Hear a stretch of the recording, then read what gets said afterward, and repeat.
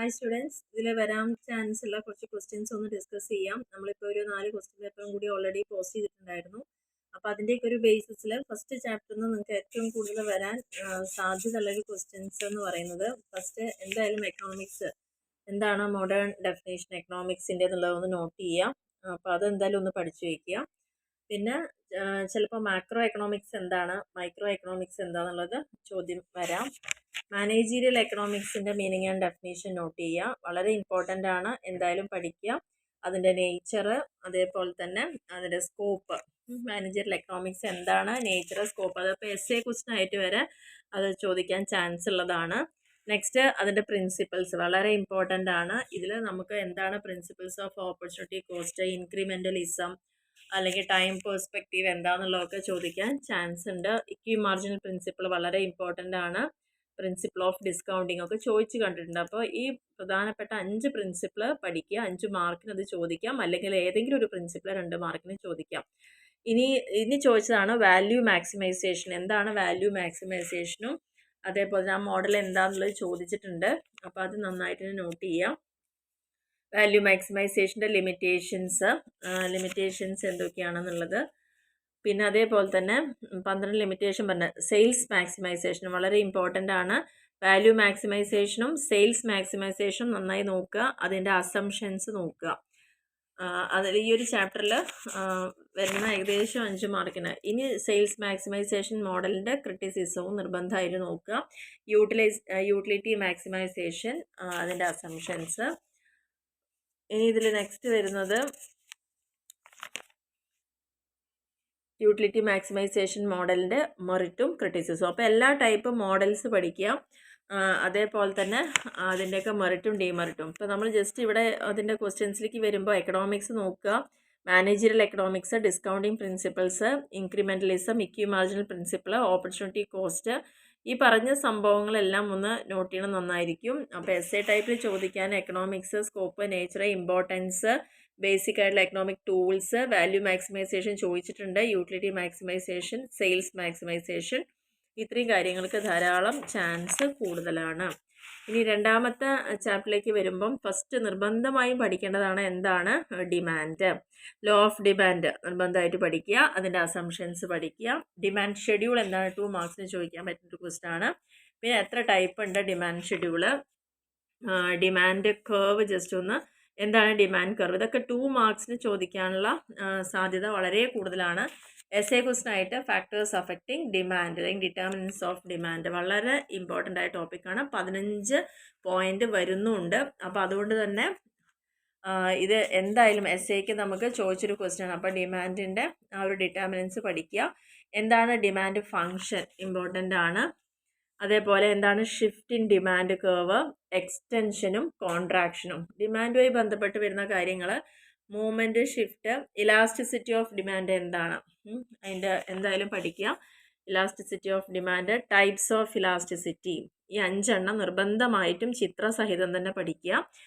അതിൻ്റെ ആ ഗ്രാഫ് കാണിച്ച പോലെ തന്നെ. പിന്നെ ഇതിൽ പ്രത്യേകത എന്ന് പറഞ്ഞാൽ ഏതെങ്കിലും ഒന്ന് നിങ്ങൾക്ക് 2 മാർക്കിനും ചോദിക്കാം. ഇനി അതിൻ്റെ proportional percentage method, expenditure outlay മെത്തേഡുകളും കാര്യമായിട്ട് അതൊക്കെ നോട്ട് ചെയ്യാം. ജിയോമെട്രിക് പോയിന്റ് മെത്തേഡ്, ഇതിൽ നമ്മളോട് ആർക്ക് മെത്തേഡ് ചോദിച്ച് കണ്ടിട്ടുണ്ട്. അപ്പോൾ അത് നന്നായി നോക്കുക. എന്താണ് ഇൻകം ഇലാസ്റ്റിസിറ്റി കൊണ്ട് ഉദ്ദേശിക്കുന്നത്, ആ ഒരു പോയിന്റ്, എത്ര ടൈപ്പ് ഇൻകം ഇലാസ്റ്റിസിറ്റി ഉണ്ട്, അതിൻ്റെ ഇമ്പോർട്ടൻസ്, ക്രോസ് ഇലാസ്റ്റിസിറ്റി എന്താണെന്ന് ചോദിച്ചിട്ടുണ്ട്, അതേപോലെ അതിൻ്റെ ടൈപ്സ്.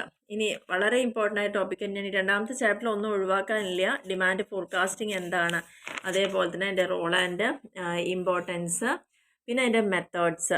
ഡിമാൻഡ് ഫോർകാസ്റ്റിങ്ങിൻ്റെ മെത്തേഡുകൾ വളരെ ഇമ്പോർട്ടൻ്റ് ആണ്. ഏതെങ്കിലും ഒരു മെത്തേഡും അതിൻ്റെ മെറിറ്റും ഡിമെറിറ്റും ചോദിക്കാം, അല്ലെങ്കിൽ ഇത് എസ് എ ക്വസ്റ്റ്യൻ ആയിട്ട് ചോദിക്കാം. എന്താണ് statistical method, trend projection method എന്താണെന്ന് ചോദിച്ചിട്ടുണ്ട്. പിന്നെ എവിടെയോ എൻഡ് യൂസ് മെത്തേഡ് എന്താണെന്നുള്ള കാര്യങ്ങൾ പറഞ്ഞിട്ടുണ്ട്. ബാരോമെട്രിക് ടെക്നിക്ക് എന്താണെന്നുള്ളത് അതൊക്കെ ചോദിച്ച് കണ്ടിട്ടുണ്ട് ഓരോ 2 മാർക്കിൻ്റെ ക്വസ്റ്റ്യൻസും. പിന്നെ മെത്തേഡ്സ് ഓഫ് ഡിമാൻഡ് ഫോർകാസ്റ്റിംഗ്, ഒരു ന്യൂ പ്രൊഡക്റ്റിനുള്ള മെത്തേഡ്സ് എന്താണെന്നുള്ളത്. ഇനി എന്താണ് യൂട്ടിലിറ്റി, വളരെ ഇമ്പോർട്ടൻ്റ് ആയിട്ടുള്ള ടേം ആണ് utility. Total utility, marginal utility, law of diminishing marginal utility നന്നായി പഠിച്ചോളൂ. അത് അതേപോലെ തന്നെ അതിൻ്റെ അസംഷൻസ്, ലിമിറ്റേഷൻസ്. ഈ ലോൻ്റെ പ്രാക്ടിക്കൽ ഇമ്പോർട്ടൻസ് എന്താണെന്നുള്ളത് അടുത്ത ഇമ്പോർട്ടൻറ്റ് ടോപ്പിക്കാണ്. ചോദിച്ചു കണ്ടതാണ് എന്താണ് സപ്ലൈ, ഡിറ്റർമിനൻസ്, സപ്ലൈനെ ഡിറ്റർമിൻ ചെയ്യുന്ന ഘടകങ്ങൾ 10 മാർക്കിന് എസ്എ ക്വസ്റ്റൻ ആയിട്ട് ചോദിച്ചിട്ടുണ്ട്. എന്താണ് ലോ ഓഫ് സപ്ലൈ, അതിൻ്റെ അസംഷൻസ് ഇമ്പോർട്ടൻ്റ് ആണ്. Supply schedule, demand schedule curve പഠിച്ചപ്പോൾ തന്നെ സപ്ലൈ കർവും സപ്ലൈ ഷെഡ്യൂളും ഒക്കെ പഠിക്കുക. ടൈപ്സ് അത്ര കാര്യമായിട്ട് പറയാനില്ല. ഷിഫ്റ്റ് ഇൻ സപ്ലൈ കർവ് എന്താണ്, അതിൻ്റെ ഡിഫറൻസുകൾ, എലാസ്റ്റിസിറ്റി ഓഫ് സപ്ലൈ, അതേപോലെ തന്നെ ഡിമാൻഡ് പഠിച്ചു കഴിഞ്ഞാൽ അതിനോട് കണക്ട് ചെയ്തിട്ട് എലാസ്റ്റിസിറ്റി ഓഫ് സപ്ലൈ പഠിക്കുക. അതിലേതെങ്കിലും ഒരു മെത്തേഡ് ചോദിക്കാം. ഇതിൻ്റെയും മെഷർമെൻറ്റുകൾ എങ്ങനെയാണെന്നുള്ളത്, ഫാക്ടേഴ്സ് അഫക്റ്റിംഗ് എന്തൊക്കെയാണ്. അപ്പോൾ ഈ രണ്ടാമത്തെ ചാപ്റ്ററിൽ നമുക്കൊന്നും പ്രത്യേകിച്ച് ഒഴിവാക്കാനില്ല. അതിന്ന് ക്വസ്റ്റ്യൻസ് വളരെ ഇമ്പോർട്ടൻറ്റ്, എസ്എയ്ക്കും 2 മാർക്കിനും 5 മാർക്കിനും ചോദിച്ചിട്ടുണ്ട്. പ്രൊഡക്ഷനിൽ നമുക്ക് പഠിക്കാനുള്ളതാണ് ലാൻഡ്, ലേബർ, അതേപോലെ ക്യാപിറ്റൽ. ഇത് മൂന്നുമാണ് ഫാക്ടർ ഓഫ് പ്രൊഡക്ഷൻ എന്നറിയപ്പെടുന്നതെങ്കിലും അതിൻ്റെ ക്യാരക്ടറിസ്റ്റിക്സോ അല്ലെങ്കിൽ ഡിഫറൻസോ ഒന്നും അങ്ങനെ ചോദിച്ച് കണ്ടിട്ടില്ല. എങ്കിലും ജസ്റ്റ് അത് നോട്ട് ചെയ്ത് വെക്കുക. എന്താണ് പ്രൊഡക്ഷൻ ഫംഗ്ഷൻ എന്നുള്ളത് നോക്കുക. അതായത് ഇങ്ങനെ എഴുതിയിട്ട് കാണിക്കുക. ആ ഫംഗ്ഷൻ്റെ അസംഷൻസ്, അതേപോലെ അതിൻ്റെ മാനേജീരിയൽ യൂസസ്. കോബ് ഡഗ്ലാസിൻ്റെ തന്നെ പ്രൊഡക്ഷൻ ഫംഗ്ഷൻ ചോദിച്ചാൽ അതങ്ങനെ തന്നെ എഴുതി എക്സ്പ്ലെയിൻ ചെയ്യുക. പിന്നെ നമുക്ക് വേണ്ട ലോ ഓഫ് പ്രൊഡക്ഷൻ എന്താണ്, ഇവിടെ ഡിമിനിഷിങ് റിട്ടേൺസും അല്ലെങ്കിൽ വേരിയബിൾ പ്രൊപ്പോർഷൻ ഇമ്പോർട്ടൻ്റ് ആണ്, എന്താണെന്നുള്ളത് നോട്ട് ചെയ്യുക. പിന്നെ അതേപോലെ തന്നെ ലോ ഓഫ് വേരിയബിൾ പ്രൊപ്പോർഷൻ എന്താണെന്നുള്ളത് അത് രണ്ടും ഒന്ന് നോട്ട് ചെയ്യുക പ്രൊഡക്ഷനിൽ. പിന്നെ അതിൻ്റെ ഇമ്പോർട്ടൻസ്, പ്രാക്ടിക്കൽ ഇമ്പോർട്ടൻസ്. ഇനി റിട്ടേൺസ് ടു സ്കെയിൽ എന്താണ്, ഈ 2 ലോയും നിർബന്ധമായി പഠിക്കുക. റിട്ടേൺസ് ടു സ്കെയിലും അതിൻ്റെ അസംഷൻസും, സ്കെയിലും അസംഷൻസും നോട്ട് ചെയ്യുക. പിന്നെ ജസ്റ്റ് അതിൻ്റെ ബേസ്, ഈ രണ്ടും കൂടിയുള്ള ഡിഫറൻസുകൾ ഇവിടെ പറയുന്നുണ്ട്. അതെടുത്തു കഴിഞ്ഞാൽ തന്നെ നമുക്ക് കിട്ടും. അടുത്ത ഇമ്പോർട്ടൻറ്റ് ക്വസ്റ്റ്യൻ ആണ് ഐസോകോണ്ട്. ചോദിച്ച ക്വസ്റ്റ്യൻ ആണ് എന്താണ് ഐസോകോണ്ട്, അതിൻ്റെ അസംഷൻ പഠിക്കുക. പിന്നെ അതിൽ പഠിക്കേണ്ട ഒരു ടോപ്പിക് എന്ന് പറയുന്നത് ഐസോക്വാണ്ടിൻ്റെ പ്രോപ്പർട്ടീസ്. നിർബന്ധമായിട്ടും നോട്ട് ചെയ്യുക അതിൻ്റെ കാര്യങ്ങൾ എന്താണെന്നുള്ളത്. അപ്പോൾ ഐസോകോണ്ട് എന്താണ്, പ്രോപ്പർട്ടീസ് പഠിക്കുക. അതേപോലെ തന്നെ അതിൻ്റെ അസംഷൻസ് വളരെ ഇമ്പോർട്ടൻ്റ് ആയിട്ടുള്ള ക്വസ്റ്റ്യൻസ് ആണ്. അത്രയും കാര്യങ്ങൾ പഠിക്കുക. പിന്നെ ഐസോ കോസ്റ്റ് കർവ് എന്താണെന്നുള്ളത് മാത്രം ഒന്ന് നോക്കുക. പിന്നെ ചോദിച്ചൊരു ക്വസ്റ്റ്യൻ ആണ് എസ്എ ക്വസ്റ്റ്യനും 2 മാർക്സിനും 5 മാർക്സിനും ചോദിച്ച എക്കണോമീസ് ഓഫ് സ്കെയിൽ എന്താണെന്നുള്ളത്. വളരെ ഇമ്പോർട്ടൻ്റ് ആണ്. എസ്എ ക്വസ്റ്റ്യൻ ചാൻസ് കൂടുതലുള്ളതാണ്. ഇൻറ്റേർണൽ എക്കണോമീസ് ഏതാണ്. പിന്നെ ഒരു ചോദ്യം ചോദിച്ചത് ടൈപ്സ് ഓഫ് ഇൻറ്റേർണൽ എക്കണോമീസ് മാത്രം ചോദിച്ചിട്ടുണ്ട്. അതിൽ ഇൻറ്റേർണൽ എക്കണോമി മാത്രമാണ് അപ്പോൾ എഴുതേണ്ടത്. അത് 5 മാർക്കിനൊക്കെ ചോദിക്കാം. പിന്നെ എക്സ്റ്റേണൽ എക്കണോമി മാത്രം ചോദിക്കാം. അപ്പോൾ ഇത് രണ്ടും കൂടി ചേരുമ്പോൾ അത് ഒരു എസ്എ ക്വസ്റ്റ്യൻ ആയി. അടുത്ത 2 മാർക്കിൻ്റെ ക്വസ്റ്റ്യൻ ആണ് what is this economies of scale എന്താണ്. അതിൽ തന്നെ നമുക്ക് നോക്കിക്കഴിഞ്ഞാൽ അവിടെയും ഇൻറ്റേർണലും എക്സ്റ്റേണലും വരുന്നുണ്ട്. ഇതിൽ 5 മാർക്കിന് എക്സ്റ്റേണൽ എക്കണോമി എന്താണെന്ന് മാത്രം ചോദിച്ചിട്ടുണ്ട്. അപ്പോൾ ഈ 2 നിർബന്ധമായിട്ടും പഠിക്കേണ്ട ടോപ്പിക്കാണ്.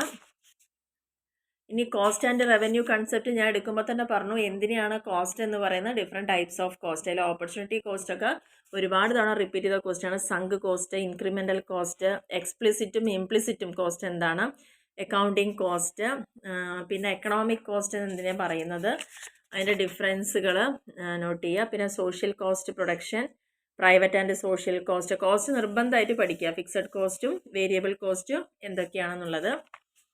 പിന്നെ ഡിഫറൻസ് ഇവിടെ തന്നിട്ടുണ്ട്. ഫിക്സഡിൻ്റെയും വേരിയബിളിൻ്റെയും ഡിഫറൻസ് പഠിക്കുക. പിന്നെ ഇമ്പോർട്ടൻ്റ് ആണ് ഈ 3 ടേമുകൾ, total cost, average cost, marginal cost. അതേപോലെ തന്നെ അതിൻ്റെ ഡിഫറൻസ് ഷോർട്ട് റൺ കോസ്റ്റും ലോങ് റൺ കോസ്റ്റും തമ്മിലുള്ള ഡിഫറൻസ് 6 പോയിന്റ് വരുന്നുണ്ട്. അപ്പോൾ 5 മാർക്കിന് ചോദിക്കാൻ ചാൻസ് ഉണ്ട്. നെക്സ്റ്റ് ഡിമാൻഡ് ഫംഗ്ഷനും പ്രൊഡക്ഷൻ ഫംഗ്ഷനും പോലെ തന്നെ ഇമ്പോർട്ടൻ്റ് ആയതാണ് കോസ്റ്റ് ഫംഗ്ഷൻ. വളരെ എളുപ്പം തന്നെയാണ്. എന്താണ് കോസ്റ്റ് ഫംഗ്ഷൻ? അപ്പോൾ അതുമായി ബന്ധപ്പെട്ടിട്ട് ഒരു ക്വസ്റ്റ്യൻ ഉണ്ടായിരുന്നു. ഷോർട്ട് റണ്ണും ലോങ് റണ്ണിലും കോസ്റ്റ് അറിയുന്നത് നിങ്ങളൊന്ന് എഴുതി വെക്കുക. ഗ്രാഫിന് വേണ്ടി സമയം കളയണ്ട, പറ്റുമെങ്കിൽ മാത്രം നോക്കുക. പിന്നെ റവന്യൂ കൺസെപ്റ്റ് എന്താണ്, റവന്യൂ, ടൈപ്സ് ഓഫ് റവന്യൂ അതൊന്ന് നോട്ട് ചെയ്യുക. മാർജിനൽ റവന്യൂ വളരെ ഇമ്പോർട്ടൻറ്റ് ടേമാണ്. എന്തായാലും ഇത് പഠിക്കുക. മാർജിനൽ റവന്യൂ എന്താണെന്നുള്ളതും അതിൻ്റെ ഈ ഒരു ചിത്രം മനസ്സിൽ ഓർത്ത് വയ്ക്കുക. അതിന് ക്ലിയർ ആവുന്ന കാര്യങ്ങൾ എന്തൊക്കെയാണെന്നുള്ളത്. പിന്നെ ഈ ഒരു പോയിന്റ് ഒന്ന് മനസ്സിൽ എങ്ങനെയാണ് ആ വ്യത്യാസം ഒന്ന് അറിഞ്ഞു വയ്ക്കുക എന്ന് മാത്രമേ ഉള്ളൂ. പ്രൈസ് ഇലാസ്റ്റിസിറ്റി എങ്ങനെയാണ് TRും MRും തമ്മിലുള്ളത് എന്നുള്ളത്. ഇനി നെക്സ്റ്റ് ചാപ്റ്ററിൽ market structure and price output determination, price mechanism എന്താണ് നിർബന്ധമായിട്ടും പഠിക്കുക, എന്താണ് മാർക്കറ്റ്, എന്താണ് കൈൻഡ്സ് ഓഫ് മാർക്കറ്റ്. ഇതിൽ ഓരോ മാർക്കറ്റും പഠിക്കുക, അതിൻ്റെ മെറിറ്റും ഡിമെറിറ്റുകൾ പഠിക്കുക. അതിൽ പെർഫെക്റ്റ് കോമ്പറ്റീഷൻ എന്താണ്, അതിൻ്റെ ക്യാരക്ടറിസ്റ്റിക്സ് നിർബന്ധമായിട്ടും പഠിക്കേണ്ട ടോപ്പിക്കാണ്. പിന്നെ ഡിഫറൻസ്, പ്യുവർ കോമ്പറ്റീഷനും പെർഫെക്റ്റും എന്താണ്, ഇക്വിലിബ്രിയം എന്നുള്ള വേർഡ് കൊണ്ട് ഉദ്ദേശിക്കുന്നത്, ഡിമാൻഡ് ആൻഡ് സപ്ലൈയുടെ ഇക്വിലിബ്രിയം എന്താണ്. ഇനി നെക്സ്റ്റ് അതിൽ ചോദിക്കാനുള്ള ഇഫക്റ്റ്, ടൈം, ഒരു 5 സമയങ്ങൾ, അതായത് market period, short period, long period, very long പീരീഡൊക്കെ എന്താണെന്ന് ജസ്റ്റ് നോട്ട് ചെയ്ത് വെക്കുക. ഇനി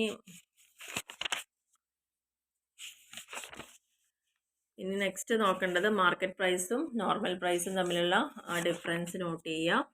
അടുത്ത ഇമ്പോർട്ടൻറ്റ് ടോപ്പിക്കാണ് മൊണോപ്പൊളി, അതിൻ്റെ ഫീച്ചേഴ്സ്, അതിൻ്റെ ഡിഫറെൻറ്റ് കൈൻഡ്സ്. ഇതിൽ തന്നെ ഏതെങ്കിലും ഒരു മൊണോപ്പൊളി 2 മാർക്കിന് ചോദിക്കാം, അപ്പോൾ ശ്രദ്ധിച്ചത് നോക്കുക. പിന്നെ price output determination under monopoly, short റണ്ണിലും ലോങ് റണ്ണിലും എന്താണെന്നൊന്ന് മനസ്സിലാക്കി വെക്കുക എന്ന് മാത്രം. സാധിക്കുമെങ്കിൽ ചിത്രങ്ങളും കൂടിയിട്ട് ഉൾപ്പെടുത്തുക. പിന്നെ അതിൻ്റെ ആർഗ്യുമെൻറ്റ്സ്, മൊണോപ്പൊളിക്ക് എഗെയിൻസ്റ്റ് ആയിട്ടുള്ള ആർഗ്യുമെൻറ്റ്സ് പഠിക്കുക, നിർബന്ധമായിട്ടും ഡിഫറൻസുകൾ പഠിക്കുക. നെക്സ്റ്റ് മൊണോപ്പൊളിസ്റ്റിക് കോമ്പറ്റീഷൻ എന്താണ്, അതിൻ്റെ മീനിങ്, ഇമ്പോർട്ടൻസ്, കാരണം ഇതൊക്കെ ചോദിച്ചു കണ്ടിട്ടുള്ള ക്വസ്റ്റ്യൻസ് ആണ്. പിന്നെ മൊണോപ്പൊളിസ്റ്റിക് കോമ്പറ്റീഷൻ്റെ ലിമിറ്റേഷൻസ്, ഡിഫറൻസ്, കമ്പാരിസൺ, ഈ ഡിഫറൻസുകൾ അതെല്ലാം നന്നായിട്ട് തന്നെ ശ്രദ്ധിക്കുക.